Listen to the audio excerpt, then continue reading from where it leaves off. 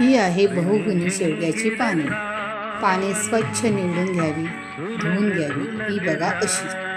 पाने बारीक चिरून घ्यावी. त्याचबरोबर कांदा व मिरची. गरम तेलामध्ये मिरची कांदा टाकावा. चांगला परतून घ्यावा. चिरलेल्या शेवग्याची पाने पण टाकावी. चांगली परतून घ्यावी एकजीव. मीठ टाकावे. झाकण ठेवून भाजी शिजवून घ्यावी. ही बघा अशी.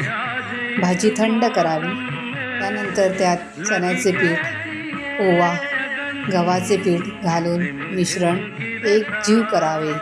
गरजेनुसार पाणी घालून पीठ घट्ट मळावे. हे बघा असे. पराठा गोल लाटून घ्यावा. गरम तव्यावर टाकावा. दोन्ही बाजूनी पराठा चांगला भाजून घ्यावा. दोन्ही बाजूला तेल लावावे. हा बघा तयार आहे आपला शेवग्याच्या पानाचा पराठा.